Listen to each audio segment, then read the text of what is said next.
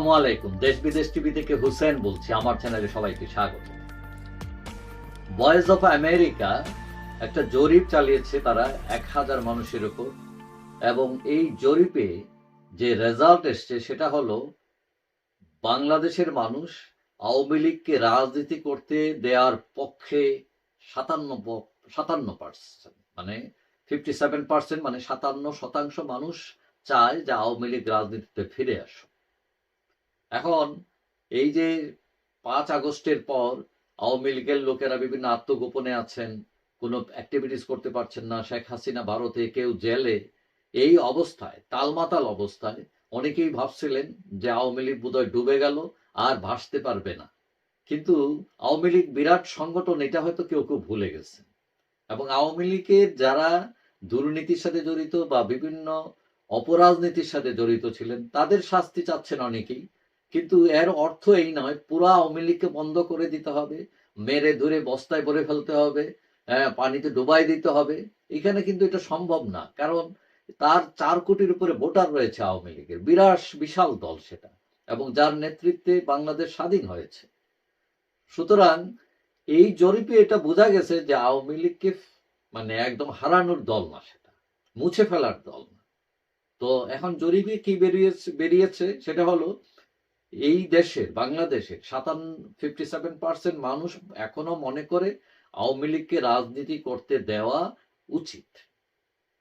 35.5% মানুষ চান যে এটা নিষিদ্ধ হোক। আবার 4.9% মানুষ বলছেন যে তারা জানেন না মানে কি বলতে হবে, এবং 2.6% মানুষ বলছেন মানে তারা উত্তর দেওয়ার জন্য প্রস্তুত না। এখন 57% মানুষ চাচ্ছে যে আওয়ামী লীগ রাজনীতিতে ফিরে আসুক, তার মানে বেশির অংশ মানুষ চায় আওয়ামী লীগ রাজনীতিতে আসুক। আবার এখানে জরিপ চালাতে গিয়ে আরো কিছু বিষয় আসছে, যেমন সংখ্যালঘুদের উপর মানে নিরাপত্তার একটা ইস্যু। সংখ্যালঘুরা বেশি নিরাপত্তা পাচ্ছে এই সরকারের আমলে না আওয়ামী লীগের সরকারের আমলে?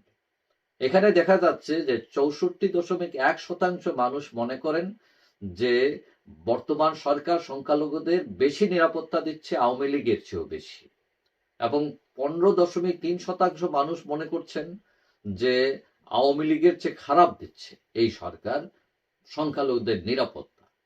আর 17.9% মানুষ মনে করেন যে সংখ্যালঘুদের যে আগে নিরাপত্তা ছিল আওয়ামী লীগের এবং বর্তমানের যে নিরাপত্তা এটা একই রকম। আবার মত প্রকাশের স্বাধীনতা নিয়েও তারা জরিপ করেছে। তারা বলছে যে এই সরকারের আমলে মত প্রকাশের স্বাধীনতা বেড়েছে বলে 60.4% মানুষ মনে করেন বেড়েছে।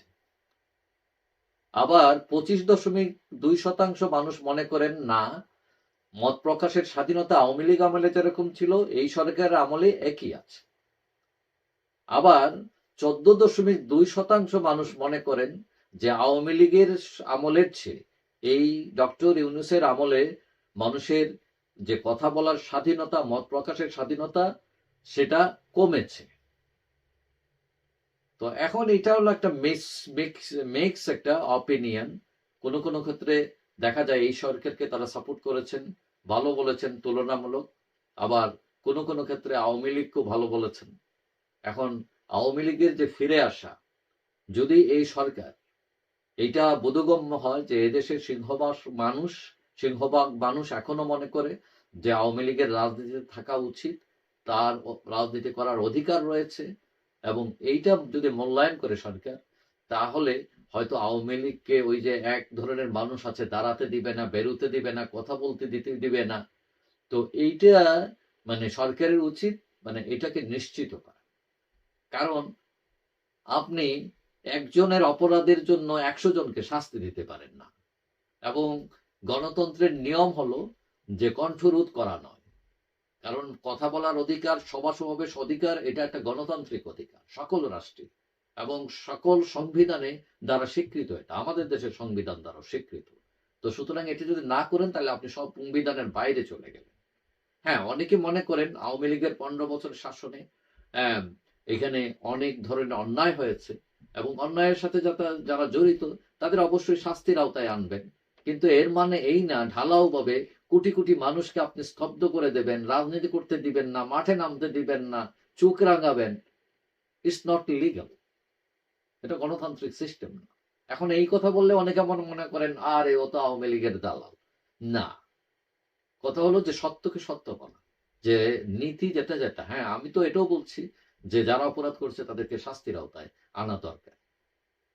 কিন্তু এই না যে যিনি আওয়ামী লীগ, যিনি কোনো অপকর্ম করেননি, 2 টাকা বানাননি, তাকেও আপনি শাস্তি দিবেন, তাকেও চোখ রাঙাবেন, তাকেও নামতে দিবেন না। এটা তো ফেয়ার না। যাই হোক, সবাই ভালো থাকবেন। আশা করি দেখা হবে অন্য কোনো ভিডিওতে ইনশাআল্লাহ। আল্লাহ।